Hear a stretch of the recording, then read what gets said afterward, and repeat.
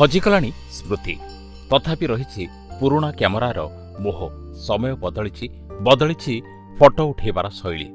ଦିନେ ଯେଉଁ କ୍ୟାମେରାରେ ଗୋଟିଏ ଫଟୋ ପାଇଁ ଅପେକ୍ଷା କରିବାକୁ ପଡୁଥିଲା, ଆଜି ସେ କାମ ମୋବାଇଲରେ ମୁହୂର୍ତ୍ତକ ମଧ୍ୟରେ ହୋଇଯାଉଛି।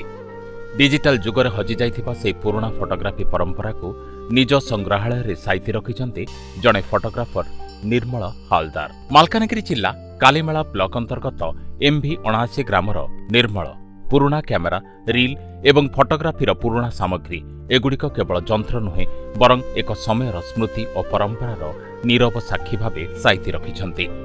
ମୁଁ 88 ମସିହାରେ ଫଟୋ କାଢୁଛି। ସେ ପୁରୁଣା କ୍ୟାମେରା, ରିଲ୍ କ୍ୟାମେରା ନେଇକି ଏବେ ଯାଇ ମୋ ପାଖରେ ଅଛି। କ୍ୟାମେରା ଯାକ ସାଇତି ରଖିଛି।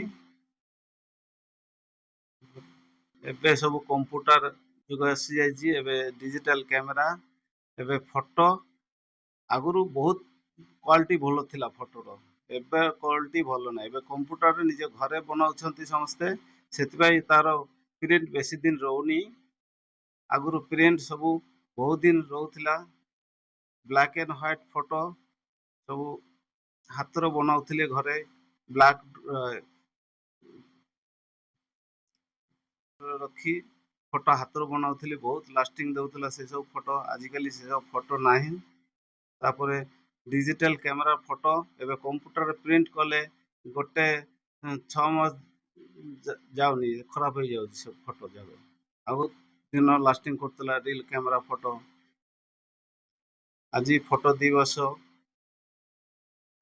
ଓଡ଼ିଶାବାସୀଙ୍କୁ ଧନ୍ୟବାଦ ଜଣାଉଛି। ଏଥିରେ ରହୁଛି, ନମସ୍କାର। ଡିଜିଟାଲ କ୍ୟାମେରା ଓ ସ୍ମାର୍ଟଫୋନର ଯୁଗରେ ପୁରୁଣା ରିଲ୍ କ୍ୟାମେରାର ବ୍ୟବହାର ପ୍ରାୟ ହଜିଯାଇଛି। ହେଲେ ଏହି ପୁରୁଣା ଫଟୋଗ୍ରାଫିର ସ୍ମୃତିକୁ ଜୀବନ୍ତ ରଖିବାକୁ ଆଜି ବି କିଛି ଲୋକ ଏହାକୁ ଯତ୍ନରେ ସଂଗ୍ରହ କରୁଛନ୍ତି। ଫଟୋଗ୍ରାଫି ପ୍ରତି ନିଜର ଭଲ ପାଇବାରୁ ଏହି ପୁରୁଣା କ୍ୟାମେରାଗୁଡ଼ିକ ସଂଗ୍ରହ କରି ରଖିଛନ୍ତି ସେ।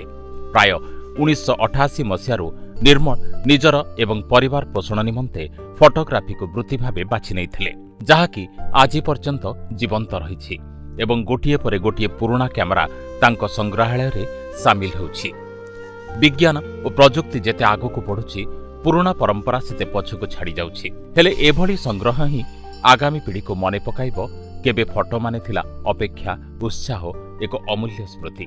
ଏହାକୁ ନେଇ ନିଜ ସ୍ମୃତି ରଖିଛନ୍ତି MV79 ଅଞ୍ଚଳର ପୁରୁଣା ଫଟୋଗ୍ରାଫର ନିର୍ମଳ। ଏବର ଦିନରେ ସେ ନିଜକୁ ମଧ୍ୟ ଅପଡେଟ୍ କରି ନେଇଛନ୍ତି। ମାଲକାନଗିରିରୁ ରାଜେଶ କୁମାର ଓଝାଙ୍କ ରିପୋର୍ଟ, ସ୍ୱସ୍ତିକ ନ୍ୟୁଜ୍।